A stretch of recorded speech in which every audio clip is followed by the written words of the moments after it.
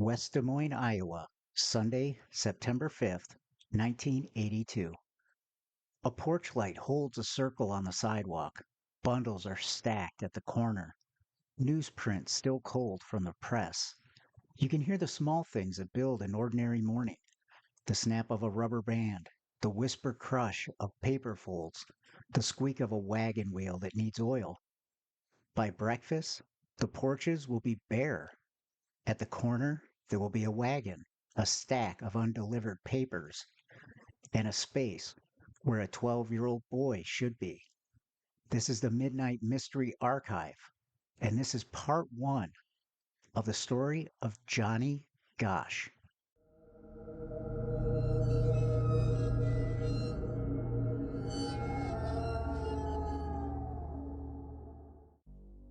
Johnny Gosch was 12 years old, a good carrier by anyone's measure.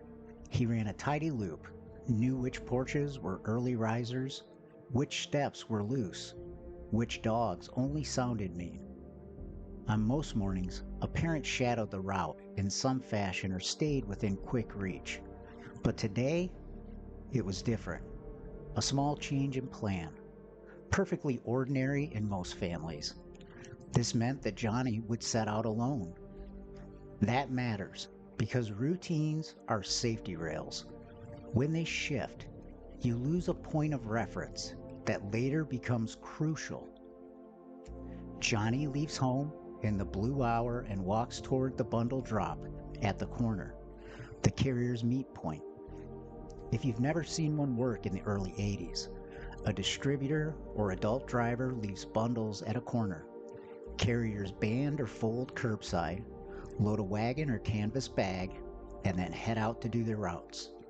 A route manager floats, making sure shortages are fixed, bundles get split right, and late kids are accounted for. The corner is both public and private. Outside, you hear the world inhale before it speaks. Inside the houses, you hear almost nothing. From a porch window, a carrier's rituals blur. Fold, band, stack. Fold, band, stack. This morning's choreography starts just like that, unremarkable by design. Other boys are present. Johnny's wagon is seen at or near the drop. The route manager comes through. Nothing dramatic or out of the ordinary. Then small little misfits begin. A car eases by, not fast enough to look like traffic, but not slow enough to demand attention. It loops back.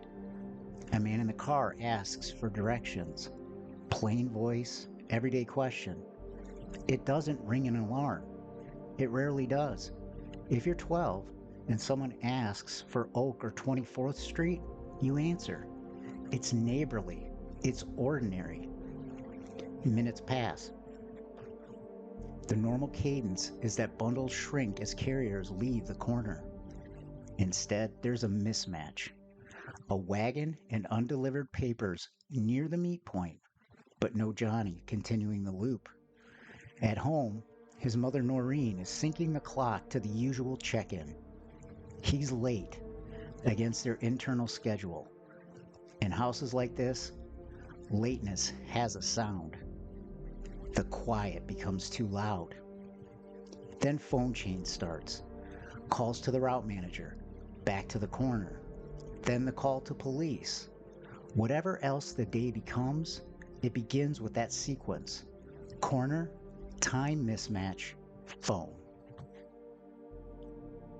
Nearly an hour after that first call to police, they arrive on scene and the response engages. The exact timestamps you'll see in summaries vary by source, but the pattern is stable. An early call from the family, a short interval of verification around the corner, then patrol and supervisors step in. To understand what happens next, you need the texture of 1982. Many agencies still treated early juvenile disappearances through a conservative lens. If there was no sign of injury, violence, or immediate endangerment, the first hour often looked like confirmed and canvas. not drop everything citywide search. That posture isn't a judgment here, it's context for how the day moves. On scene, officers work in widening circles. Immediate corner canvas. Identify who is at the drop, tighten last verified times. Fix the wagon papers in place. Where? Who saw them first? Whether anyone moved them. Note ambient details, any vehicle idling, unusual passes, direction of travel. Block and sightline canvas. Knock the houses that can physically see or hear that corner, because vantage points matter. A picture window sees far more than a side door. A south-facing bedroom hears different engines than a north-facing den. Ask time anchoring questions. What were you doing when the sprinklers kicked on? Did the coffee maker finish? Time anchors make memories usable. Carrier and manager interviews. Who left before Johnny? Who left after? Any detours that were taken? Recreate bundle counts. How many papers were delivered versus how many were remaining? It helps refine a minute window for the mismatch. Capture the vehicle behavior. A pass count, a loop back, a window conversation. Which side the boy approached. A passenger side suggests a curb parked ask from the driver of the vehicle. Administrative checks. Call hospitals. Any juvenile friends of Johnny who may have had contact overnight and confirm that none of those things could potentially be impacting where and what happened to Johnny. Radio a vehicle descriptor, even if a skeletal descriptor, to downstream units. Push the composite process if there's enough agreement. Inside, supervisors start a mental funnel of workable hypotheses given the facts at hand. Could it have been a detour that resolves within hours? It's always considered when dealing with a case with a child, but it rarely fits when you have a wagon and undelivered papers. The runaway peer detour profile, a common default in that area. Again, the corner objects argue against it. This doesn't appear to be a runaway. A rapid vehicle pickup near the corner, the one that matches the silence. Little sound, few seconds, ordinary voice. As the first hour closes, the record looks like this. The corner is the center of gravity. The wagon and papers fixed Johnny there, and witness remarks about a car and a brief exchange form the only narrative bridge across the gap. Almost immediately, the Gosch family and the department diverge immediately on the tempo and framing of Johnny's disappearance. The family's position is straightforward. This is wrong now. The wagon, the undelivered papers, Johnny's consistency, these are physical arguments against a delayed response. The department's early posture, as reflected in how many agencies operated in 1982, is measured. Record accounts, canvas, develop a composite, let ordinary explanations either appear or eliminate themselves while you build the file. Those are not the same tempos. And into that gap steps Chief Orville Cooney as the public face of the department. In the hours and days that follow, messaging that many juveniles turn up, that runaways are common, lands hard on a family holding a wagon and papers as their exhibit A. The family escalates publicly. The department defends their process.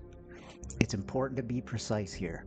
That morning, officers did canvass the corner and immediate blocks, albeit nearly an hour after the original call, collect witness statements from carriers and neighbors, began a composite and circulate a vehicle descriptor and police patrol chatter. The family wanted more and faster, a wider grid, roadside presence, external partners brought in at once. The absence of those at hour one becomes the seed of a long conflict.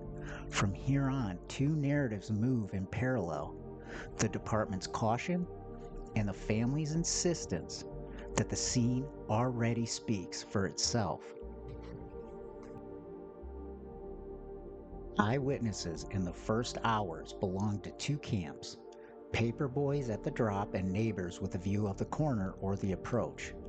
From the paperboys, you get process detail: who was banding, who left, who talked to who, and a tight reading of the vehicle's behavior, because kids clock cars that might clip a wagon. Repeated elements: a car that looped or idled, a man asking for directions through a window, a short exchange, no raised voices, no chase, the ordinary tone of a stranger who doesn't want to startle children.